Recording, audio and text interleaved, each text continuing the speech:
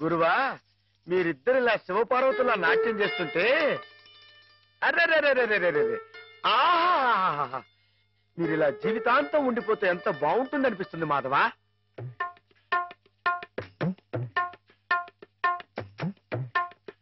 మాధవ, ఏం చేస్తున్నావు అక్కడ? మేమిద్దరం పెళ్ళాట ఆడుకుంటున్నాం.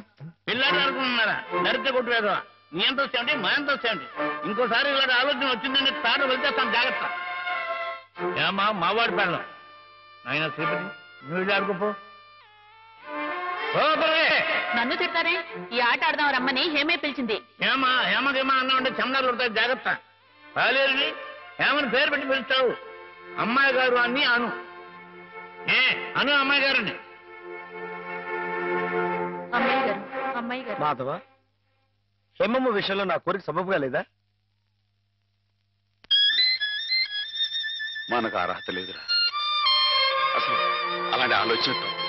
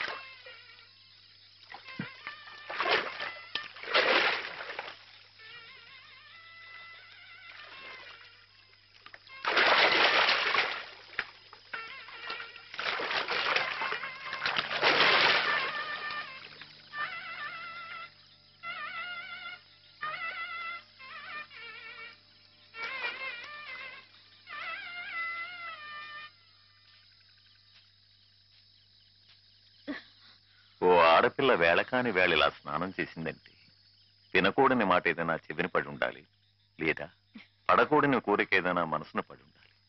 అవునా అమ్మా? రాత్రి శివుడి వేషంలో ఉన్న మాధవ్ పక్కన నేను పార్వతిలా నిలబడాల్సి వచ్చింది బాబా. పార్వతిలా నటిస్తేనే స్నానం చేశావు. రేపు ఆ శివుడి పక్కన పార్వతిలా జీవించాల్సి వస్తే?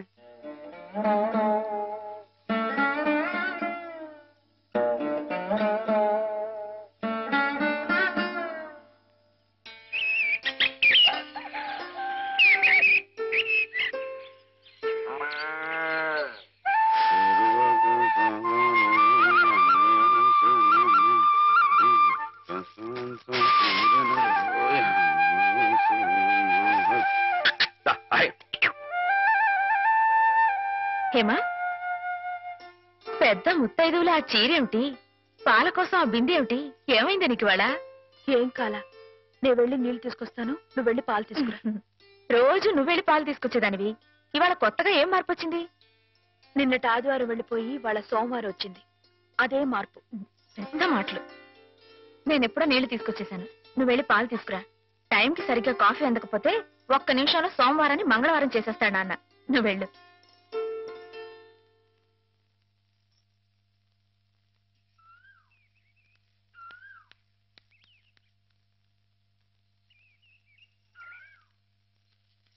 రండి రండి. ఏంటమ్మాయి గారు ఆలస్యంగా లేచారేంటండి? కళ్ళు కలవల్లా ఉన్నాయి. పాలు. పాలు రెడీయేగానండి. రాత్రి స్టేజ్ మీదకి అసలు నిజంగానే ఆదిశక్తి వచ్చుంటుందండి. చూశారు కదండి రాత్రి మీరు వచ్చిన వంగత వాళ్ళందరినీ ఎలా ఉతికి పారేశానో. పాలు. రాత్రి దెబ్బతో నాకు గట్టి నమ్మకం వచ్చేసిందండి. నాకు ఎప్పుడు ఏ ఆపద వచ్చినా మీరు వచ్చి కాపాడేస్తారని.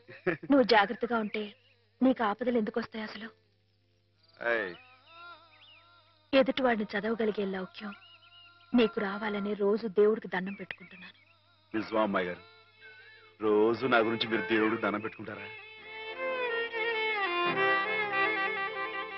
పాలు. చూడు. బాగుంది నాన్న. బాగుందండి. శుభం. మరి అబ్బాయికి అమ్మాయి నచ్చింది కాబట్టి ఆ ఇచ్చిపుచ్చుకోవడాలు కూడా మరి ఎవరండి బాబు? అబ్బాయి గారికి అమ్మాయి గారు పాస్ అయిపోయి సరే అండి. మరి అమ్మాయి గారికి అబ్బాయి గారు పాస్ అవ్వట్లేదు ఏంటండి? అయ్య బాబా. వెళ్తాం గారు మిమ్మల్ని కొంచెం అలా బయటికి రండి. రండి. అమ్మాయి గారు మీకు పెళ్లి కొడుకు అన్ని విధాలా నచ్చితేనే ఈ పెళ్లి జరుగుతుంది, లేకపోతే జరగదు. చెప్పండి, మీకు అబ్బాయి నచ్చాడా? ఆడపిల్లలు నువ్వు ఇట్ట అడగగానే అట చెప్పేస్తారా? రైటేలేండి. ఇటప్పుడు కొంచెం ఇరకాడంగానే ఉంటుంది. ఓ పని చేయండి, అబ్బాయి మీకు నచ్చితే నవ్వుతూ తలదించుకోండి. నచ్చలేదనుకోండి కోపంగా నాకేసి తిరిగి చూడండి. అయ్యి బాబాయ్ అదేంటండి? అటు నవ్వు కాదు ఇటు కోపం కాదు, అటు బాధగా చూసి అర్థం ఏంటండి? నాన్నని చెల్లెల్ని మిమ్మల్ని అందరినీ వదిలి వెళ్ళాలంటే బాధగా ఉంది. రైటేనండి. ఆడపిల్ల అంటే అంతే కదండి. పాప రేపు హేమ గారు కూడా అంతేలే. వదిలేస్తే లింకులు పెట్టేస్తాడు. నీకాయన నచ్చారా లేదా అది చెప్పు.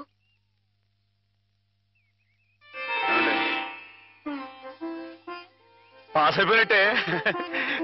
మా అమ్మాయి గారికి అబ్బాయి గారు పాస్ అయిపోయారండి. ఇక పెళ్లి ఏర్పాటు చేసేసుకోండి. శుభం. అయితే కట్న కానుకల విషయాలు కూడా మరి ఏమండో మేమే బంగారం అంటే ఆడపిల్లలు ఇస్తుంటే ఇంకా ఎదురుడుతారండి బాబు. నువ్వు ఊరుకో. సంతలో పశువుని పెట్టి బేరం ఆడినట్టు నన్ను మధ్యలో పెట్టి బేరం ఆడడం నాకు సుతరాం ఇష్టం లేదు. నేను అలా బయట నుంచి ఉంటాను, మీరు మాట్లాడుకోండి. మా వాడు చిన్నప్పటి నుంచి అంతేలేండి. కొన్ని పద్ధతులున్న మనిషి, మధ్యతరగతి వాళ్ళం కదా. తప్పని తెలిసినా కొన్ని బాధ్యతలను నెరవేర్చడానికి కొన్ని పనులు చేయక తప్పదు. మరి ఏమంటారు బావగారు? అవన్నీ ఎందుకండి? ఆ పుచ్చుకునేది ఏదో ఒక ముక్క మా మనసులో వేయండి. ఒక 50,000 అయితే సబబుగా ఉంటుందంటారు. సరే బావగారు, మీ సంబంధం మాకు నచ్చిందండి. త్వరలోనే ముహూర్తాలు పెట్టుకుందాం. వస్తామండి. నమస్కారం. విన్నావటే 50,000 కట్టడం కానీ ఒక క్షణం ఆలోచించకుండా ఒప్పేసుకోండి మీ అన్నయ్య గారు. అంతటితో ఆగుతుందా? లాంఛనాలని అవని ఇవని ఇంకా అమాం బాపతు ఇంకో 10,000 దేగుతుంది. కాస్త డేకితే మాత్రం తప్పే ఉందండి. మంచి సంబంధం అనుకున్న తర్వాత ఒరే డబ్బు గురించిన ఆలోచన ఎందుకు బాబుగారు? ఈ ఇంటిని అమ్మేస్తాను. జోకులేస్తున్నారా బాబు గారు? లేదయ్యా, నిజంగానే అమ్మేస్తాను. తాతల నాటి ఆస్తి ఈ ఇంటిని అమ్మేస్తారా? అవును బాబుగారు. నా కుర్రాడు నచ్చాడు, అతని క్రమశిక్షణ నచ్చింది. ఈ రోజు లెక్కల ప్రకారం వాళ్ళు ఏమీ ఆకాశంలో లేరమ్మా. చాలా సబబుగానే అడిగారు. అయినా రేపు మీరు మాత్రం అడగరా? మీరు అడగకపోయినా నా బాధ్యతగా నేను ఇవ్వద్దా చెప్పండి? అందుకే ఇంటిని అమ్మేసేయాలనే నిశ్చయానికి వచ్చాను. మీ ఎరుకలో ఏదైనా మంచి బేరం ఉంటే చూడండి బాబుగారు. కాస్త ఇంటిని శ్రద్ధగా చూసుకునే మనుషులను చూడండి.